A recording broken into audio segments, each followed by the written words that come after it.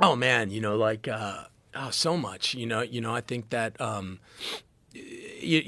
look, man, when I had Shia LaBeouf on, after these allegations came out of him and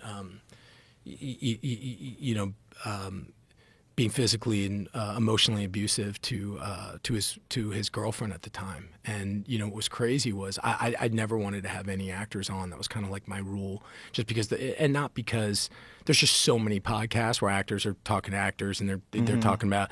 And I'm actually interested in that shit, but like nobody needs to hear me talk about that. Right. But Shia at the time,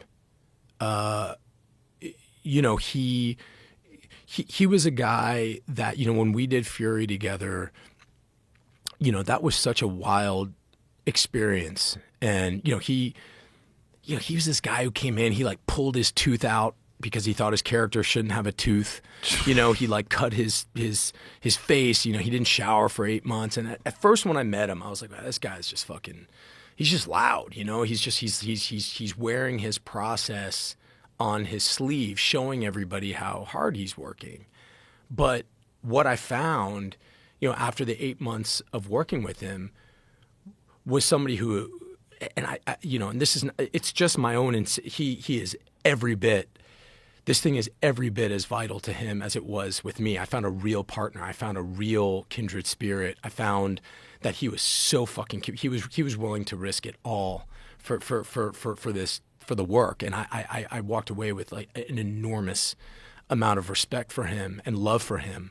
I also saw a guy who grew up as a child star, a guy who was felt like he needed to bleed out for his art, felt that he needed to live wildly out on the street and in real life in order to sort of maintain that danger in his work. And I'm coming from a guy, me at this point, where I did all that when I didn't have the umbrella of being, a big movie star, and I didn't have that.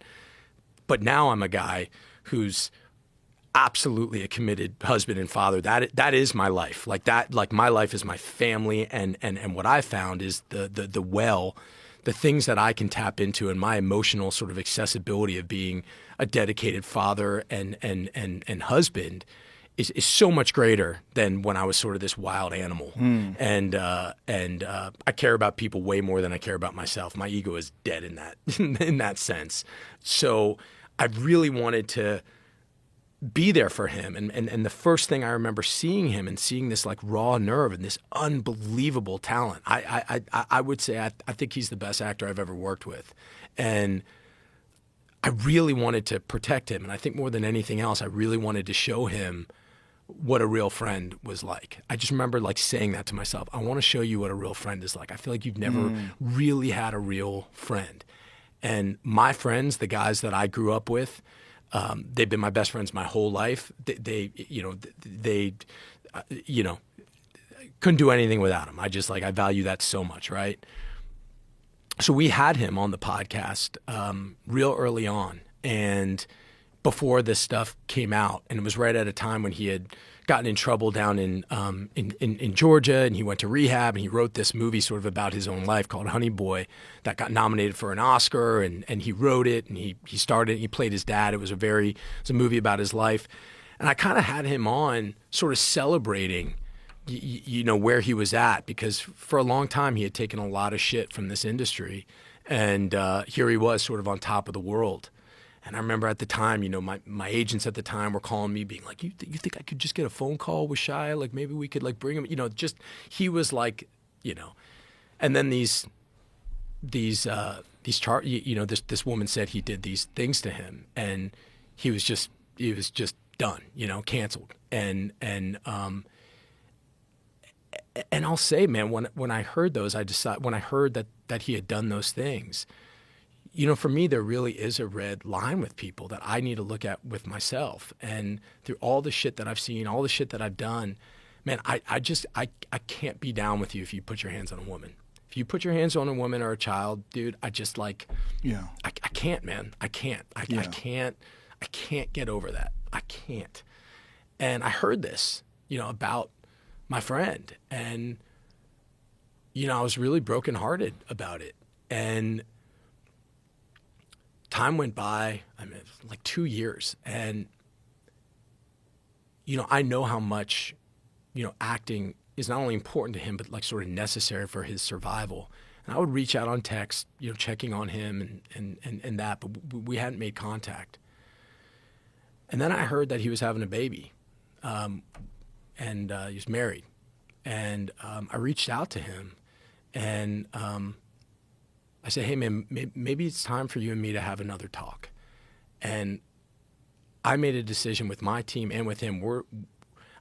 I needed, again, you go back to the intentionality. And I really looked at this role that you have of being a friend. And being a friend is not about turning your back on somebody when they do something that you find fucking deplorable or when you find disgusting. Your job as a friend is to make sure they don't do it again. And your job now, as this guy's being a father, is to step in there and say, hey, man, where are you at? Like, what are you doing? What kind of work are you doing? Where are you? Like, that's what being a friend is. And everybody in my life was like, worst idea in the world. You cannot do that. You cannot do that. And then, you know, he came on, man, and we spoke, and